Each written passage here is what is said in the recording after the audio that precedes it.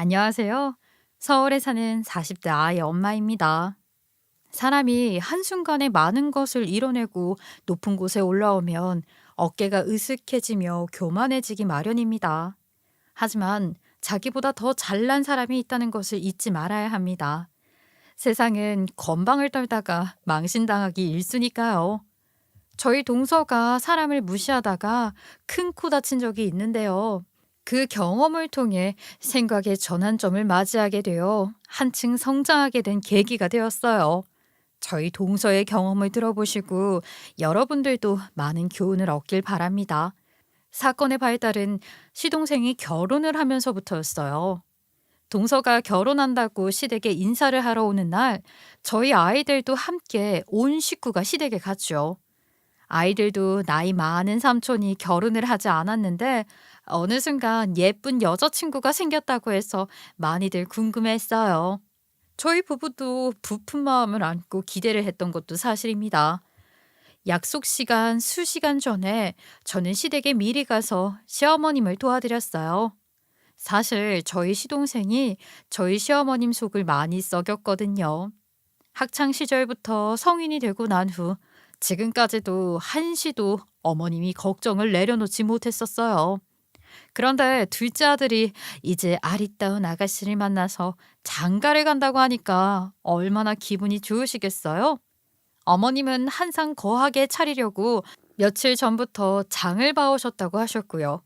아무래도 손이 모자랄 것 같아서 제가 돕기로 자청을 했습니다. 그리고 약속된 시간이 되자 시동생과 여자친구가 함께 집에 왔고요. 시부모님께 인사를 드리고 밥을 맛있게 먹었어요. 밥을 먹으며 동서가 은근히 저에게 묻더군요. 형님은 일 안 하시죠? 원래는 무슨 일 하셨어요? 저는 말씀 들으셨겠지만 변호사입니다.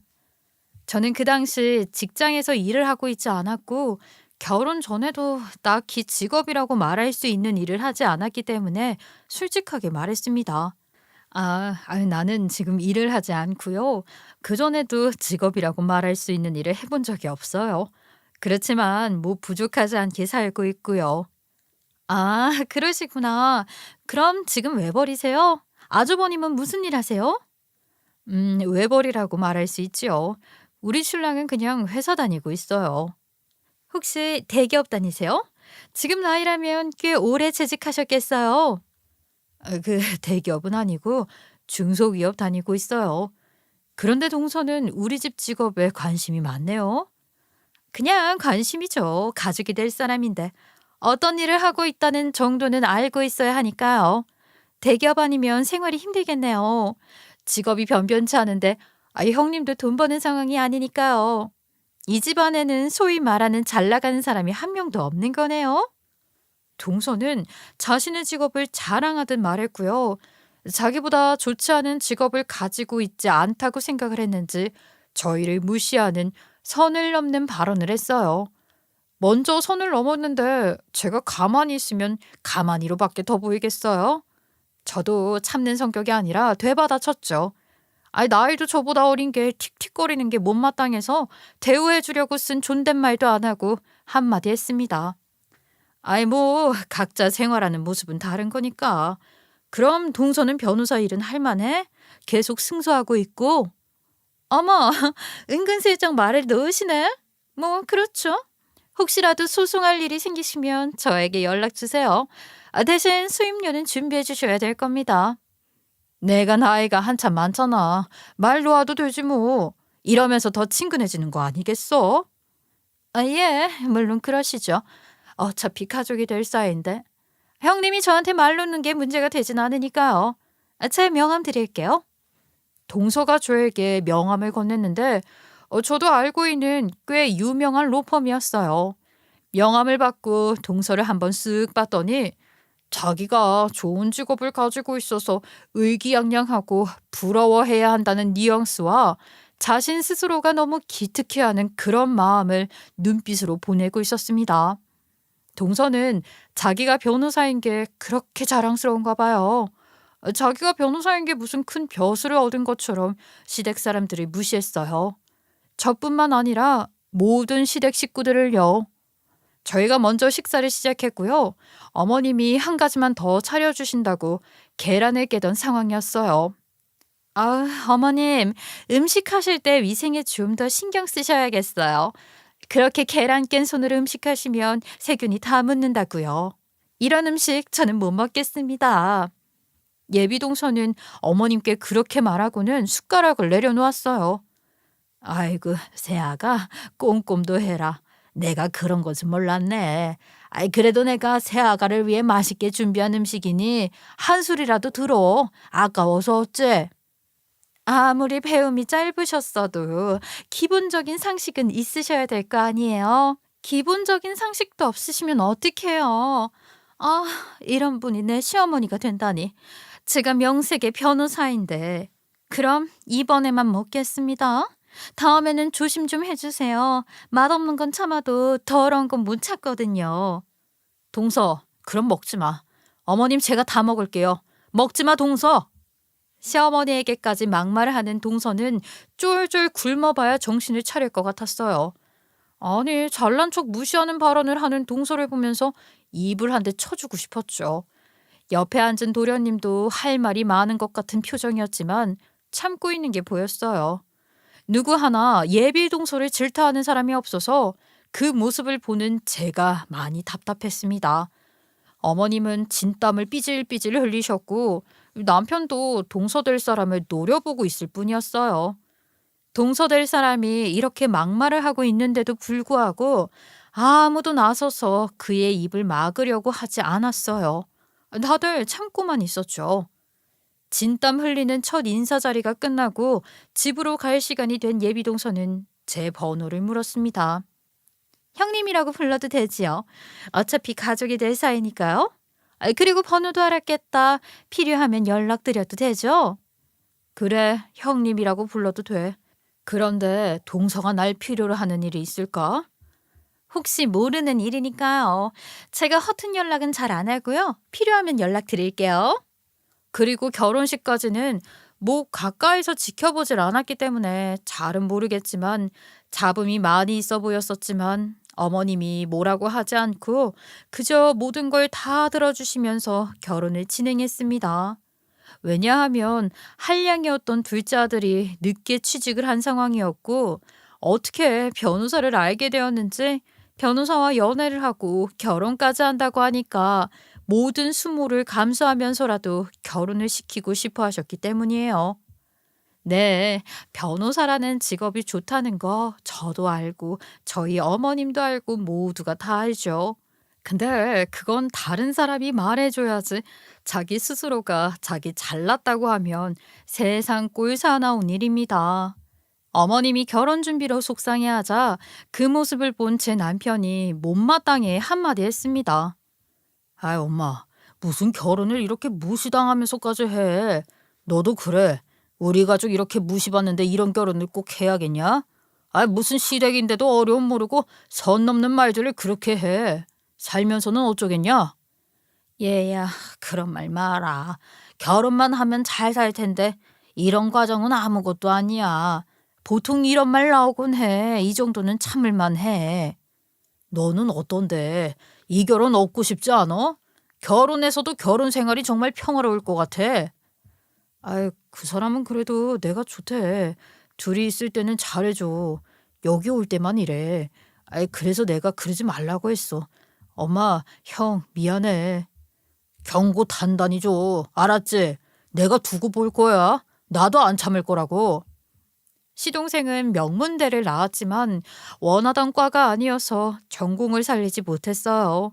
동서될 사람은 수도권에 있는 법대를 나왔죠. 동서네 집안은 좀 못 사는 편에 속하지만 딸을 아주 야무지게 키워서 떵떵거리며 사는 거고 저희 시댁은 자산가는 아니지만 집이 몇 채가 있어서 넉넉한 편입니다. 그렇게 잘난 척하는 동서가 저희 시동생이랑 결혼하는 이유는 더 좋은 집안도 많았지만 시집살이 하면서 기죽어 살기 싫다며 적당한 사람을 찾은 거래요. 적당한 집안에 적당한 학벌, 적당한 직업이지만 자기보다는 좀 떨어지는 사람을 찾은 거죠. 큰 소리 치면서 살고 싶다며 적당히 잘 사는 저희 시동생을 선택한 것이지요. 동서가 시댁 와서 저희 시댁 식구들을 그렇게 무시하는 이유도 자신의 단점이 부각되어 보일까봐 장점을 더 어필하는 심리가 아닐까 하는 생각이었습니다. 어찌됐든 많은 잡음 속에서 아무튼 결혼을 했어요.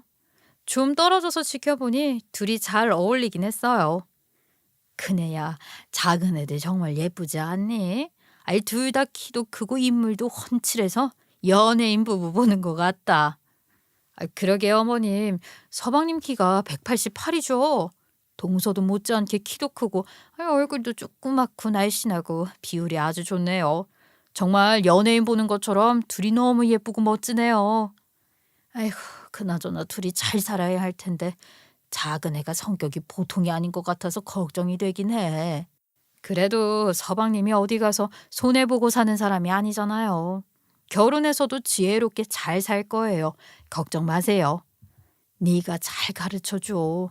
내가 믿을 사람은 사실 우리 큰애도 아니고 너야. 내가 며느리 하나는 진짜 잘 뒀잖니. 전생에 무슨 복을 받았나 몰라. 이게 다 어머니 잘 둬서 그렇죠. 어머님이 잘 알려주시고 저희 잘 보살펴 주셨으니까 그런 거죠. 윗물이 맑아야 아랫물이 맑다잖아요. 맑은 어머님의 가르침 잘 받고 제가 잘 사는 거 아니겠어요? 아이고, 우리 큰애는 말도 이렇게 이쁘게 해. 작은 애도 이러면 좋으련만. 둘이 좋아하는 마음 오래 갔으면 좋겠네. 그러게요. 저도 한 번씩 들여다볼게요. 너무 걱정 마세요. 잘 살 거예요. 시어머님은 서방님 결혼식에 제 손을 꼭 붙잡고 깊은 속마음을 말하셨어요. 어머님도 그간 말은 안 하셨지만 성격이 이상한 동서가 걱정이 되었고요. 그저 둘이 잘 살기만 바랐습니다. 그런데 결혼 생활이 제3자가 끼어들면 안 되는 거잖아요. 그저 한 발짝 멀리서 지켜보며 도움이 필요할 때 도와주자는 생각을 하게 되었죠. 아니, 더 솔직하게 이야기하면 동서될 사람이 말도 함부로 하고 예의도 없는 것 같아서 가깝게 지내고 싶지 않았어요. 될 수 있으면 명절 때만 보고 싶었죠. 그런데 하필 그들은 신혼집을 저희 아파트 단지로 잡은 게 아니겠어요? 심지어 옆동입니다. 오다 가다 마주치는 건 물론이고 차도 빌려가고 택배나 사람이 있어야 하는 귀찮은 일은 몽땅 제 차지가 되었죠. 게다가 시동생은 틈만 나면 저희 집에 자주 놀러 왔고요. 아유, 서방님, 이제 서방님이라고 불러야 되는데 호칭이 되게 어색하네. 아무튼 결혼했는데 퇴근하고 우리 집에 이렇게 자주 오면 어떡해요? 와이프가 안 기다려? 형수님, 와이프는 퇴근도 안 했어요. 맨날 야근에 야근, 철야에 야근이에요. 바빠서 외롭나 보다. 아이, 뭐 먹고 싶은 거 없어요? 내가 뭐 사줄게요. 아이, 그럼 치킨이요. 치킨 먹고 싶어요. 치맥해요. 오늘 불금이잖아요. 시동생과는 아주 친한 편이었어요. 저희가 결혼하기 전부터 시동생과 함께 밥도 먹고 영화도 보고 여행도 같이 다녔고요. 시동생이 군대에 있을 때 면회도 가고 꽤 가깝게 지냈습니다. 심지어 제 후배들 소개팅도 해줄 정도로 저도 시동생에게 애틋했고요. 시동생도 저희 부부를 잘 따랐어요. 결혼하고도 저희 집으로 자주 불러서 밥도 자주 먹었어요. 제가 애 낳고 애들 케어로 힘들어하면 시동생이 애들 데리고 키즈 카페 가서 하루 종일 놀다 온 날도 많았고요. 서로 도움을 주고받으며 진정한 가족으로 살고 있었습니다. 그날 밤 시동생이 저희 집으로 퇴근을 해서 치킨과 맥주를 먹고 있을 때였어요. 동서가 11시가 다 되어서 퇴근을 하게 되었죠. 서방님이 저희 집에 있으니 동서도 저희 집으로 오게 되었는데요. 그렇게 다 같이 야식을 먹게 되었습니다.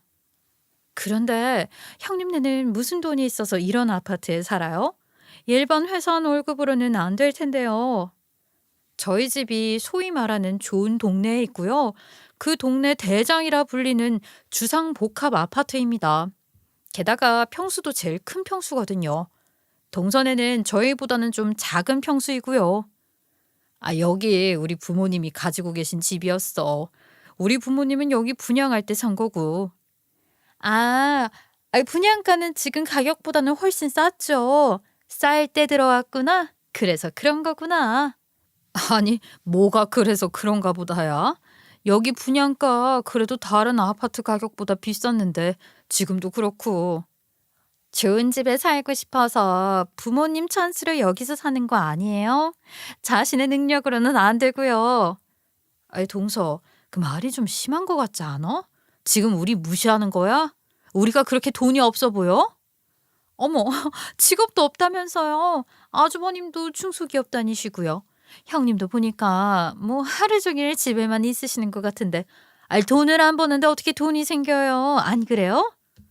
보이는 게 전부가 아니란다, 동서야. 동서가 우리 부부를 어떻게 보는지 대충 알겠는데 그게 전부만은 아니라는 것을 알아뒀으면 좋겠어.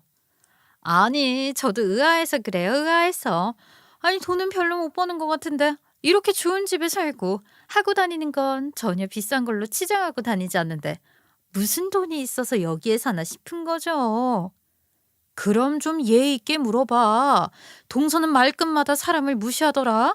우리가 손윗 사람이라는 건 알고 있지. 손윗 사람이 아니더라도 이런 질문은 최대한 예의를 갖춰서 물어봐야 하는 거야. 알았어? 예의 없게 구는 동서랑 이날 아주 되판 싸웠어요. 저도 그날 싸가지 없게 말하는 동서한테 눈이 뒤집혀서 애들이 보든 안 보든 신경도 안 쓰고 동서한테 퍼 부었습니다. 그런데 동서도 제 말에 한 번도 쉬지 않고 계속 말대꾸라는 거예요. 두 형제가 동서와 저를 말리느라 진땀을 쏙 뺐었습니다. 아니, 자기가 좋은 직업을 가지고 있고 돈을 잘 번다는 생각에 자신의 단점인 집안이 없다는 것을 이런 식으로 합리화시키며 다른 사람들을 까내리고 있는 거잖아요. 더 이상 말 섞기가 싫어서 동서한테 말 조심하라고 하고 돌려보냈습니다. 며칠 후 동서한테 전화가 왔어요. 그때 저한테 무례하게 했던 언행에 대해 사과를 하고 싶다며 자기 회사 근처에서 식사를 대접하고 싶다고요. 저도 아랫사람이 이렇게 나오는데 제 기분 나쁜 감정 고집 부리는 것보단 한 번은 넘어가 주자는 심정으로 나갔습니다. 아주 비싸고 고급진 식당으로 예약을 해뒀더군요. 식사뿐만 아니라 사과의 의미로 선물도 준비해뒀더군요. 형님, 그때는 죄송했어요. 제가 좀 선을 넘은 것 같았어요. 정말 죄송해요. 이번 한 번은 봐주세요. 그래, 이번 한 번은 봐줄게. 다시는 그러지 않았으면 좋겠어. 이렇게 먼저 사과해주니 나도 마음은 풀게. 그런데 동서, 왜 이렇게 적대적으로 나오는 거야? 네, 맞아요. 제가 좀 그렇게 대한 건 맞아요. 사실은 친구들이 저보다 먼저 결혼을 했는데요. 시자들하고는 친하게 지내지 말라고 하더라고요. 친하게 지내도 결국에 시자라서 흠이 될 거라고요. 이왕이면 처음부터 못 건들게 세게 나가라고요. 그래. 그런 경우도 있지만 우리 시댁은 안 그래. 그러니까 그런 우려는 그만두고 우리 좀 잘 지내보자. 내가 많이 도와줄게. 형님이 있으니 든든하네요. 친구들은 형님들하고도 어찌나 사이가 다들 안 좋은지 저에게 조심하라고 신신당부를 했거든요. 제가 형님을 겪어보지도 않고 만행을 저질렀네요. 죄송하고 감사해요. 그렇게 동서와 안 좋은 감정을 풀고 오해도 풀게 되었죠. 좋게 마무리 지어서 그 후 별탈 없이 잘 지냈습니다. 그런데 며칠 후 동서한테서 전화가 왔어요. 형님, 혹시 집이세요? 제가 정말 급한데 형님밖에 생각이 안 나서요. 나 집인데. 무슨 일인데 그렇게 숨을 헐떡거려. 무슨 일이야, 말해봐. 정말 죄송한데요. 제가 저희 집에 서류를 놔두고 왔는데 그것 좀 가져다 주실 수 있으세요? 남편도 출근해서 부탁할 사람이 없어요. 그래, 그러지 뭐. 서류가 집 어디에 있어? 어떤 서류인지 자세히 말해봐. 그리고 어디로 가면 돼? 그렇게 동서의 부탁을 한번 들어주었어요. 얼마 전에 저희 부부가 모임이 있어서 시동생과 동서에게 우리 애들을 또 맡긴 적이 있었거든요. 뭐 그때 여러 가지 물질적으로 마음을 갖긴 했지만 한 동네에 살면서 이런 부탁은 들어줄 수 있었고 동서가 일하는 로펌도 제가 알고 있는 곳이긴 했거든요. 일하는 동서가 얼마나 지금 급할지 생각해서 때마침 제가 집에 있고 하니 동서의 부탁을 들어주었습니다. 동서, 아유, 나와 있었구나. 이 서류 맞지? 정신을 어디다 빼놓고 다녀. 어서 들어가 봐. 형님, 감사합니다. 아우, 제가 원래 이런 실수도 안 하고 이런 부탁도 안 한 사람인데 퀵 서비스 사람을 집안에 들이기가 좀 그래서요. 정말 감사합니다. 아유, 아니야, 아니야. 내가 다행히 집에 있었으니까 도와줄 수 있었지. 정말 다행이야. 그럼 들어가서 어서 일 봐. 동서는 뒤돌아서 사무실로 들어가려고 하다가 다시 발길을 저에게 돌렸어요. 그리곤 황당한 제안을 했습니다. 형님, 그러지 마시고 혹시 저희 회사에서 일해보시는 건 어떠세요? 저희 회사에서 제 담당 송무 직원이 있는데 그만뒀거든요. 빨리 구해야 하는데 잘 안 구해져서요. 형님 직장도 따로 없으시니까 사람 구할 때까지만 여기서 잠깐 일해보시는 건 어떠세요? 제가 그 정도 입김을 쓸 수 있을 것 같아요. 아유, 글쎄, 나는 그쪽 일에는 관심이 없어서. 말은 고마워. 어서 들어가서 일 봐. 서류만 주고 빨리 돌아오려고 했는데 동서가 끈질기게 잡고 이야기를 이어갔어요. 아, 그러지 마시고 저 도와준다는 셈 치고 일해보세요. 월급도 상당히 많아요. 형님 대학 어디 나오셨어요? 4년제? 전문대? 대학만 나오면 되거든요. 자격이 높지 않아요. 나 대학 안 나왔어. 나 고졸이야. 몰랐구나. 그럼 자격도 안 되겠다. 그치? 가볼게. 제가 대학교에 들어가지 않았고 고졸이라고 하니까 동서는 많이 놀라는 눈치였어요. 네? 세상에, 요즘 고졸이 어딨어요. 세상에, 어떻게 대학을 안 나오셨어요? 요즘 전문대라도 다 들어가는 세상인데요. 그렇게 됐네. 바빠 보이는데 어서 들어가서 일 봐. 동서는 고졸이라는 저의 학력에 크게 놀랐고요. 무슨 많은 말을 하려고 하길래 제 기분이 상할까 봐 동서를 빨리 들여보냈습니다. 저는 또 슬슬 기분이 나빠지기 시작했어요. 제가 고등학교까지밖에 안 나온 게 이렇게 놀랄 일인가요? 아니, 놀랬다고 하더라도 저를 앞에 두고 이렇게 놀라는 건 예의가 아니죠. 사람은 사람마다 사정이 있는 거니까요. 좀 기분이 나빴지만 동서가 사는 세상에는 고졸은 있을 수 없다는 생각이겠지 하며 이해하고 넘겼습니다. 그런데 그때부터 좀 거절하기 힘든 부탁들을 해왔어요. 형님, 정말 죄송한데 부탁 하나만 드려도 될까요? 제발 거절하지 말아주세요.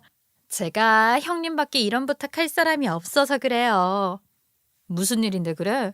내가 도와줄 수 있는 일이면 도와줄게. 말은 해봐.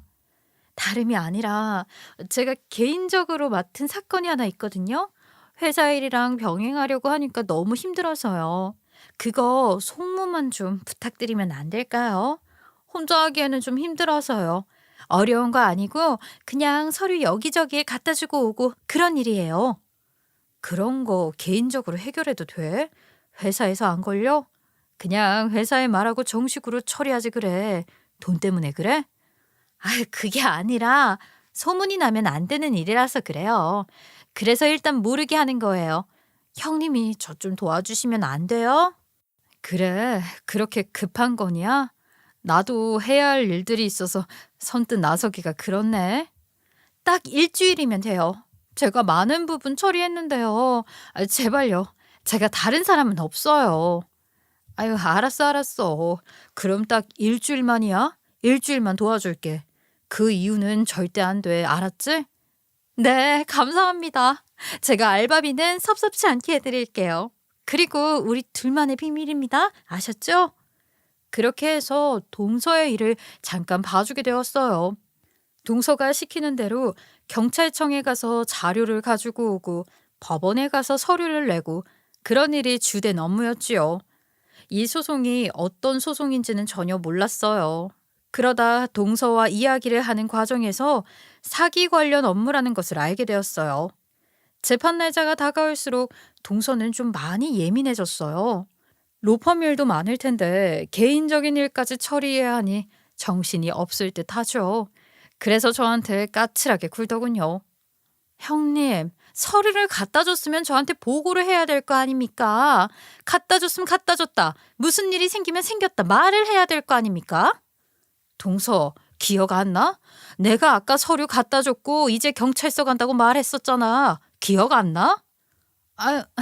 그리고 일 좀 빨리 좀 해주세요. 제가 지금 한시가 급한 게 안 느껴지세요?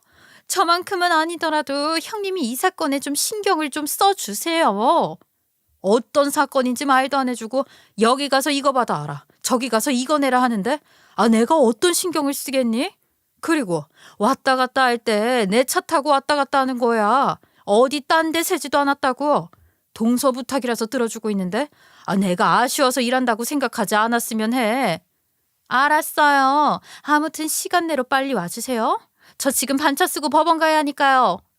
어쨌든 동서의 부탁으로 일을 하는 거지만 일은 일이니까 서둘러서 동서의 로펌으로 갔습니다. 1층에 도착해서 동서를 기다리고 있는데 동서와 함께 일하는 부장님인지 동서를 보고 불러 세우더군요. 지한씨 어디 가나?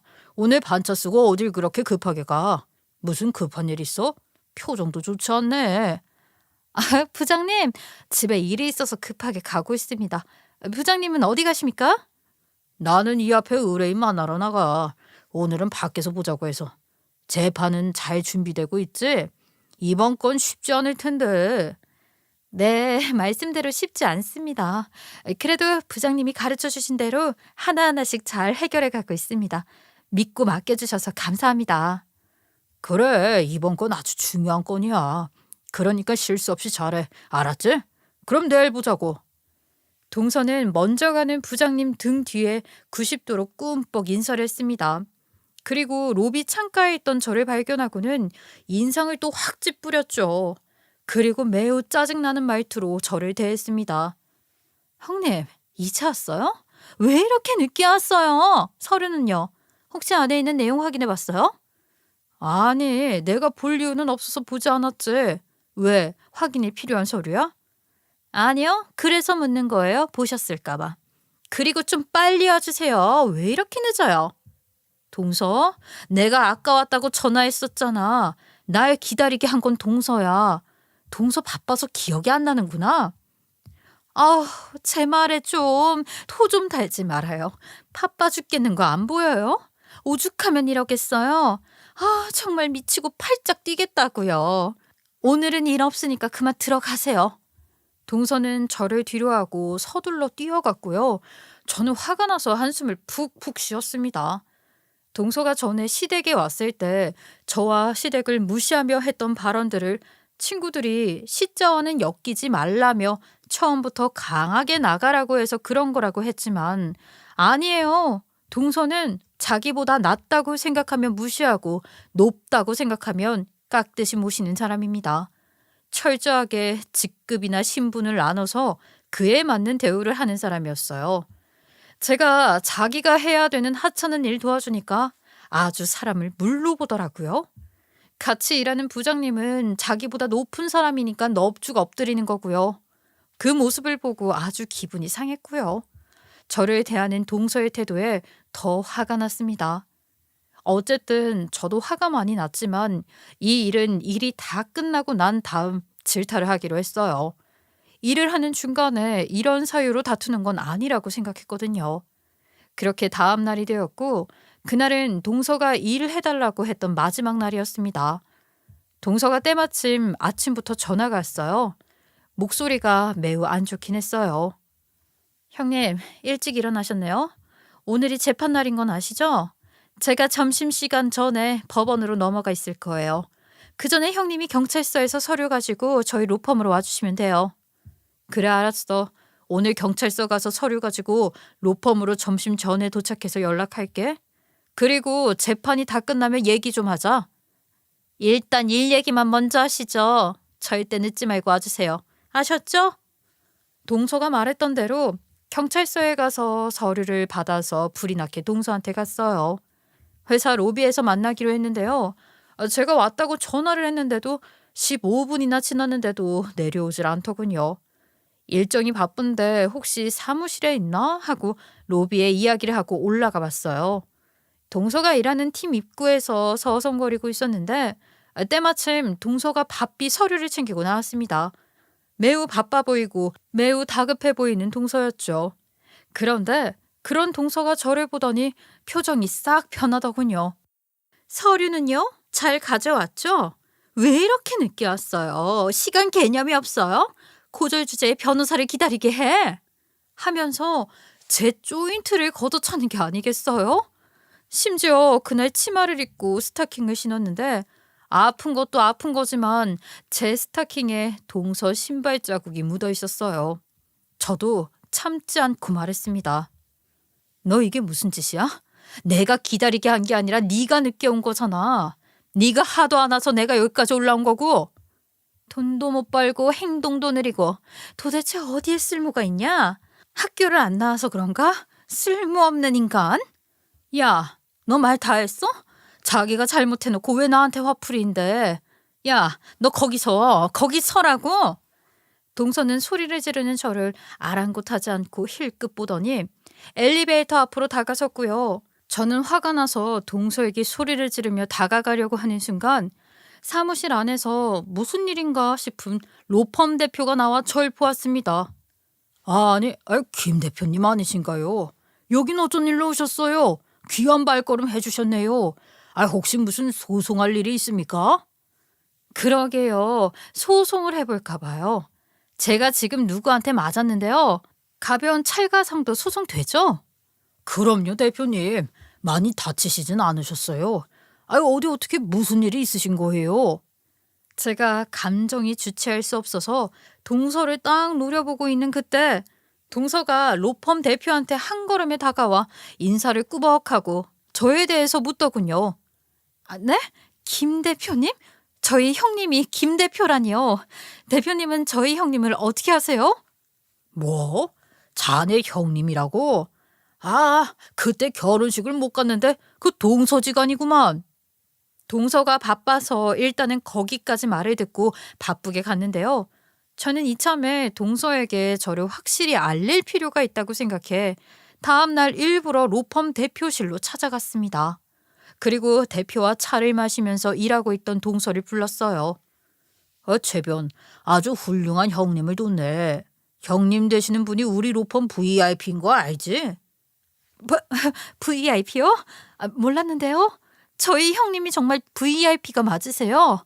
아니, 저희 형님 직업도 없으신데 어떻게 VIP가 될 수 있죠? 자네 몰랐나? 이분이 바로 그 유명한 고등학생 때부터 다양한 재테크로 돈을 버신 분 아니신가? 잡지 인터뷰도 몇 번 하셨다고 해서 소개도 되었는데, 몰랐나? 동서는 제 존재를 알고 크게 나자빠졌어요. 저는 사실 고등학생 때 적은 돈으로 여러 가지 재테크를 한 사람입니다. 그땐 소소하게 용돈을 더 벌자는 생각으로 시작을 했는데요. 재테크 공부를 하면 할수록 길이 보이고 돈이 보여서 참 많은 매력을 느꼈어요. 그때 저는 수능보다는 재테크였고 남들 수능 공부할 때 저는 돈 많이 버는 법, 재테크하는 법 이런 책 사서 보고 매일 여러 군데 설명회에 가서 재테크 지식을 쌓고 거래도 하고 그랬었습니다. 부모님과 친척들이 명절에 주신 돈을 차곡차곡 모아서 100만 원을 모았었고 그 돈으로 금을 산 게 첫 시작이었어요. 요즘엔 그런 걸 금테크라고 하더라고요. 금도 사고 은도 사서 금값이 폭등하면 단돈 10,000원이라도 더 값을 받고 팔았어요. 그리고 금은 시세가 좋지 않을 땐 다른 재테크들을 찾아서 돈을 벌었는데 막 스마트폰이 생겨났을 때 앱테크도 하고요. 나중에는 주식까지도 하게 되었어요. 고등학생 때 처음 시작한 그 100만 원이 지금은 대표님이라고 불릴 만큼 많은 돈으로 바뀌었죠. 이 일이 제 업이다 생각하며 대학 진학을 하지 않고 고등학교 졸업 후에는 집에서 본격적으로 재테크의 길로 들어섰습니다. 말 그대로 특별한 직업이 없었지만 집에서 재테크를 하면서 전업 투자자로 전향한 거죠. 그래도 일반 직장인들보다 훨씬 더 많은 돈을 벌어들였습니다. 그리고 어느 정도 돈이 많이 모였을 때는 다른 시각이 생기기 시작했어요. 현재는 돈을 더 불릴 생각으로 매각되는 회사를 인수하는 일을 하고 있어요. 사업자를 내서 운영을 하기에 동서의 로펌 대표도 제가 대표라는 호칭을 쓴 겁니다. 그런데 막상 이 일을 해보니 관리하는 것이 힘들어서 여기 로펌을 많이 애용하게 되면서 제가 이 로펌의 VIP가 된 거죠. 사실 동서가 이 로펌에 다닌다고 했을 때 로펌 이름을 듣고 매우 반가웠지만 이 로펌을 잘 알고 있다는 말은 하지 않았어요. 저는 원래 이런 거 내색을 잘 하지 않는 성격이기도 하고 돈 벌 때도 혼자 조용히 벌었던 스타일이었거든요. 하지만 어느 순간 이런 일을 하면서 제가 뒤통수를 맞는 일이 생기게 되어서 그만두었어요. 원래 제가 굉장히 조심스러운 성격이고 사람도 믿는 사람한테만 제 마음을 내주는데 제가 마음을 내준 사람이 제 뒤통수를 치면서 재테크고 뭐고 돈이고 뭐고 정내미가 다 떨어져서 지금은 있는 돈만이라도 잘 관리하자며 많은 것을 내려놓고 평범하게 살고 있었거든요. 그러니 이런 내막을 전혀 모르고 있던 동서는 대번에 아차 싶었는지 제 눈치를 살살 보더군요. 어머머, 어머, 저는 형님이 이런 분일 줄은 몰랐어요. 정말 대단한 사람이시네요. 이런 사실도 모르고 제가 그동안 너무 무지했네요. 죄송합니다. 그래, 최변. 보통 형님이 아니야. 아, 이렇게 재산이 많으신데도 얼마나 소박하신데. 명품 하나도 없으시고 다 시장표 입으신다니까. 정말 소탈하신 분이야. 배울 점이 많다고. 그러니까 깍듯이 모셔. 알았지? 시키지도 않았는데 대표가 저를 축혀 세워 주었어요. 그때부터 동서가 어려운 사람 대하듯 예의 바르게 행동했죠. 로펌에서 나와 집에 가려는데 동서가 전화를 했어요. 점심 같이 먹자고요. 알았다고 했죠. 동서는 전에 저와 갔던 고급 음식점으로 다시 데려갔어요. 그러더니만 계속 제 눈치를 보길래 제가 먼저 말을 뗐죠. 내 존재를 알고 나서부터 좀 달라진 것 같네. 아이, 그럴 거 없어. 나는 여전히 예전의 나야. 동서 형님이라고. 아, 그냥 형님이 아니시잖아요. 이렇게 대단하신 분일 줄은 몰랐어요. 아니, 어떻게 이렇게 속이신 거예요? 속이다니. 내가 말을 안 한 거지? 내가 뭐 동서처럼 나 잘났어요 하고 떠들고 다닌 사람인가? 나는 동서처럼 오만방자한 사람이 아니라 겸손한 사람이라서 티를 안 낸 거야. 그러니까 동서도 겉모습만 보고 사람들 낯잡아 보지 말라고. 아, 죄송해요, 형님. 저는 형님한테 그런 말 들어도 싸요. 제가 너무 거만했어요. 그나저나 왜 이런 말을 안 하세요? 내가 쌓아온 내 자랑거리인데요. 돈 많다고 자랑하고 다니면 못 쓴다고. 그리고 자기가 자기 자랑하는 거 아니야. 남이 내 자랑을 해주는 거지. 내가 내 자랑하는 것만큼 꼴 사나운 것도 없어. 저는 그렇지 못해요. 제가 잘한 거 다 떠벌리고 다니는 스타일이거든요. 제가 형님이라면 세상 사람들한테 자랑하고 다니겠어요. 못하러. 나보다 돈 많은 사람들이 얼마나 많은데 그 사람들이 나를 보면 비웃지 않겠어? 사람은 겸손해야 돼. 내가 많은 것을 가졌다고 생각하겠지만 항상 나보다 잘난 사람은 있기 마련이거든. 그럼 그 돈을 팍팍 쓰시기라도 하시지. 아, 왜 이러고 다니시는 거예요? 아, 형님이 명품이라도 턱턱 걸치고 다니시면 저도 이렇게까지는 안 했죠. 아이고, 관심 없어. 아, 남들한테 내가 어떻게 보여지는 거? 나 하나도 관심 없어. 명품 사서 모시고 살 바엔 내가 편한 것들 사서 입고 쓰는 게 나아. 그리고 나는 돈 버는 이유가 명품 사고 좋은 차 타려고 돈을 벌었던 게 아니라 그냥 돈 버는 행위가 즐거워서 벌었던 거야. 그게 내가 사는 방식이야. 형님께 의외의 것을 많이 배우게 돼요. 제가 그동안 한 행동 정말 꼴사나웠죠. 당연히 꼴사나웠지. 나 솔직히 동서한테 오늘 한마디 하려고 했어. 그래, 재판 앞두고 까칠해 줄 수 있어. 그런데 그걸 다 퍼부으면 아니 누가 동서 곁에 있겠니? 동서 송무 담당하던 직원이 떠난 이유도 이런 것 때문 아니야? 그 성격 좀 고쳐. 그리고 내 다리 발로 찬 거? 내가 동서 소송할 수 있는 소송감인 거 알지? 법조인이 이러면 안 되지. 동서는 자세를 고치더니 저를 향해 무릎까지 꿇었습니다. 형님, 정말 죄송해요. 제가 그때 너무 예민해져 있어서 형님께 함부로 대했어요. 정말 죄송해요. 무릎을 꿇고 눈물까지 뚝뚝 흘리는 동서의 사과에 진정성이 느껴져서 이번에도 용서해 주기로 했어요. 그리고 동서의 진짜 속마음을 듣게 되었습니다. 저는 어렸을 때부터 진짜 가난하게 살았어요. 그때는 가난이 너무 싫어서 저희 부모님도 싫어지더라고요.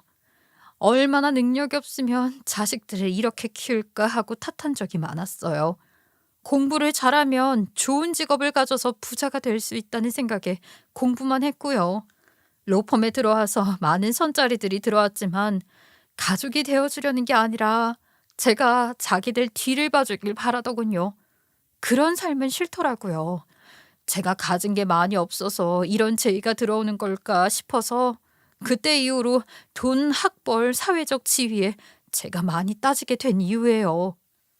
그래도 사람을 그렇게 평가하면 안 돼. 동서 자신이 잘못 생각하고 있는 점을 인지하고 있으니까 앞으로 잘 고쳐가 보길 바래. 알았지? 형님, 제가 많이 미우실 텐데 용서해 주셔서 감사합니다. 앞으로 정말 잘할게요. 이제 진짜 마지막이에요. 나도 다음은 없어. 알지? 지난 일은 잊어줄 테니까 앞으로 잘해. 알았지? 그렇게 또 한 번 동서를 이해해 주었고 용서해 주었습니다. 그 후부터는 동서가 다른 사람이라고 생각이 들 만큼 시댁에 잘했고요. 저희 부부한테도 잘했어요. 시댁에 와서 어머님과 요리를 같이 하는 것뿐만 아니라 안마도 하면서 오순도순 이야기를 나눴고요. 동서가 일찍 끝나는 날 동서네 집으로 저희를 초대해 치킨 파티를 벌이기도 했습니다. 행복은 많은 돈이 필요한 게 아니잖아요. 그저 저녁 한 끼, 치킨 한 마리 정도에 웃음꽃을 필 수 있으니까요. 그런데 얼마 안 가 일이 터졌어요. 동서가 혼자서 준비했던 소송이 바로 자기 어머니의 소송이었어요. 동서 어머니가 딸이 변호사라며 사람들한테 돈을 여기저기서 많이 빌렸나 봐요. 그런데 동서 어머님은 그 돈을 빌린 게 아니라 사람들이 자기한테 그냥 준 거라고 우기시는 상황이었던 거예요. 사람들은 그 돈을 왜 그냥 줬겠냐며 황당해하다가 하도 말이 통하지 않으니 소송을 한 거였습니다. 이런 사연에서 재판을 했으니 당연히 질만도요. 결국 재판에서 져서 돈을 다 물어줘야 되는 상황이 되었고 회사에서도 이런 소송을 회사에 알리지 않고 혼자 처리했던 게 알려지게 되어서 동서가 회사에서 매우 안 좋은 위치에 서게 되었다고 해요. 아니, 일을 왜 이렇게까지 끌고 간 거야? 이런 일이라면 그냥 회사에 말을 하지 그랬어. 회사에 소문이 날까봐 그랬죠. 소문은 정말 빠르잖아요. 누가 누구 변호 맡았다고 하는 것도 다 아는 판에 저희 집 얘기라고 하면 저 쪽팔려서 못 살아요. 그렇게 소문이 빨리 나는 상황에서 재판까지 열렸는데 안 들킬 거라고 생각했어. 어째 하나는 알고 둘은 몰라. 잘하면 안 들킬 수 있을 거라 생각했어요. 저 어떡해요. 형님이 좀 도와주시면 안 될까요? 내가? 내가 무슨 힘이 있어서 도와주니? 그 로펌에 다니지도 않고 내가 변호사도 아닌데. 형님 말 한마디면 돼요. 저희 대표님께 전화 한 통만 해주세요. 네? 내가 뭐라고 대표님이 내 말을 들어줘. 일단 해보긴 하겠는데 기대는 하지 마. 다행히 제가 말을 잘해서 동서가 로펌에서 잘리지는 않았지만 입장이 아주 난처해지긴 했어요. 일단 근무 계약을 어긴 것이기 때문에 징계를 받게 되었는데요. 감봉 외에 여러 가지 징계를 받게 되었다고 합니다. 저희 동서도 참 바보 같죠. 어떻게 안 들킬 거라 생각을 했죠. 차라리 다른 변호사한테 맡으라고 하지 왜 이런 짓을 벌였는지 이해가 안 갔습니다. 그리고 동서는 저한테 돈까지 빌리려고 했어요. 형님, 정말 죄송해요. 엄마가 채권자들이 말하는 돈을 줘야 되긴 하는데 저희가 돈이 없어서요. 돈을 좀 빌려주실 수 있을까요? 그 정도는 동서 능력으로 어떻게 안 돼? 대출 받으면 되잖아. 대출도 안 되는 거야? 여기 아파트 들어오려고 영혼까지 끌어모았던 터라 돈을 만들 구멍이 하나도 없어요. 형님, 정말 부탁드려요. 제가 이 은혜는 잊지 않을게요. 물론 제게는 여유 자금이 있었지만 돈은 빌려주지 않았어요. 동서도 제 선택에 따를 수밖에 없었죠. 동서의 형편도 이해가 가지만 저한테 과거에 했던 짓들이 있으니 더 이상 부탁을 하지는 않더라고요. 동서, 미안한데 돈은 가족끼리도 빌려주는 거 아니야. 돈 때문에 가족의 연을 끊을 수도 없는 노릇이잖아. 내가 하는 말 무슨 말인지 알 거야. 동서 똑똑하니까. 그러니까 사람은 정직해야 해. 아무튼 사람 겉모습만 직업으로만 보면 안 된다는 거 이번 일로 하나 배웠길 바라. 그렇게 동서는 본인이 살던 집을 처분했어요. 본인 능력에 맞지 않은 집이니 당연히 팔아야지 어떡하겠어요.